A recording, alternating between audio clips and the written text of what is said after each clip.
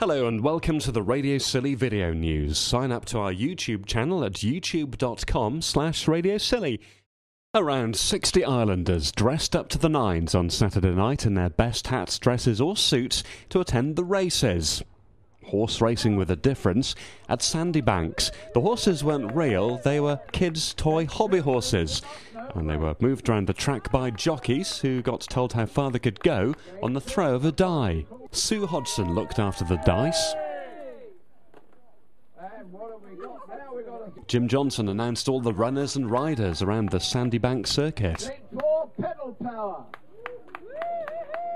Straight 5.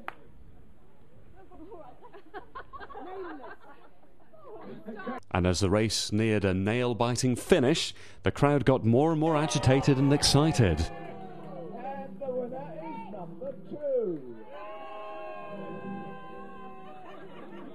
All right. Islanders got to place bets on the outcome of the races. Linda Roberts was taking the money. And Deanne Dingley says they'd taken quite a bit of cash during the evening. Very good, isn't it? Yeah, we've got a good response. Got a few horses left to sell because we sell each horse as well. So Five more horses to sell between the 5 races. That's quite good. All in all, attendees raised over £2,000 for the Isles of Scilly Inner Wheel group and got treated to a lavish buffet. Jane Chiverton said the whole evening was all in good fun. I think it's done really well. It's a bit cold, and I think there were more tickets sold and they haven't come.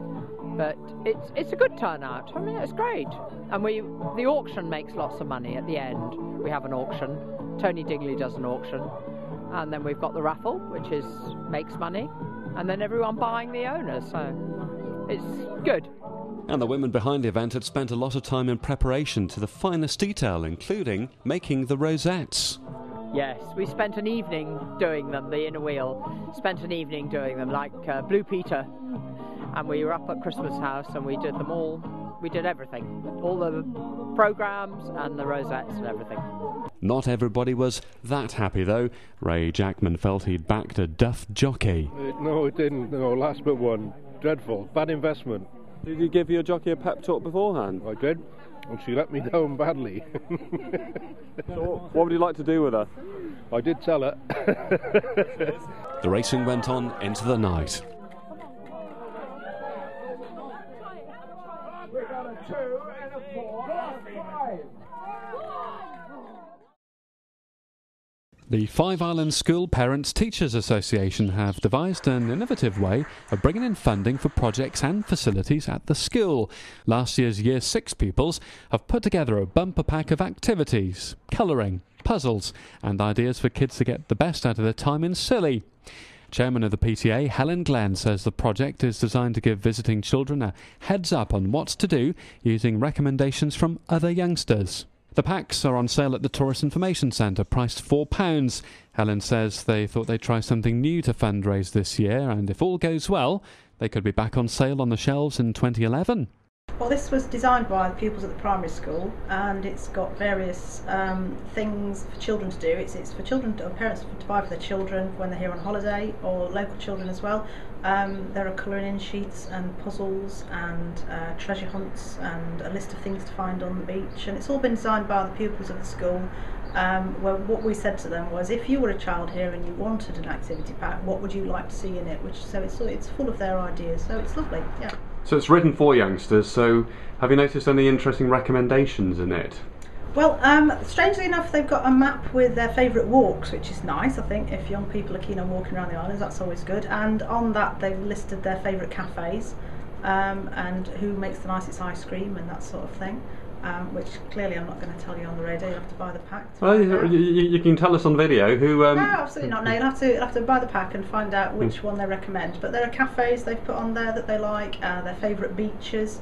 For the moment, we've just stuck to St Mary's because it was the Carnguaval base that did it. But we'd like to expand it a bit if it works this year. Maybe add some more things to the pack next year and include all the off islands and maybe get some information from their children as well.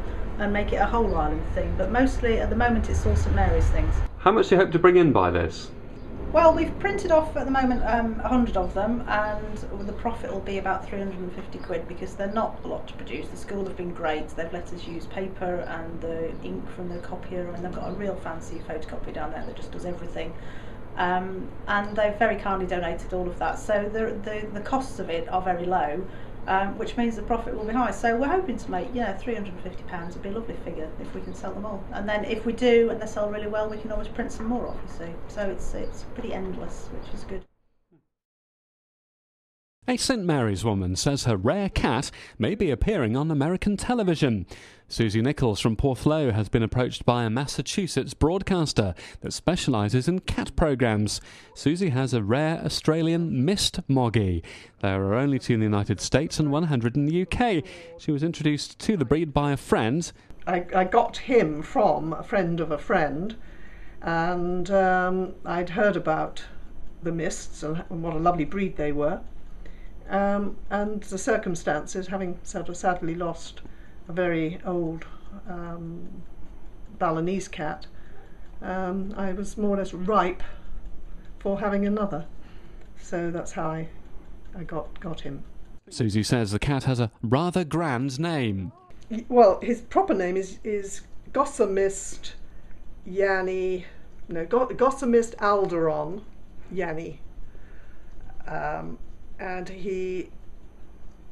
the breeder names all her cats after Tolkien and the characters in his books.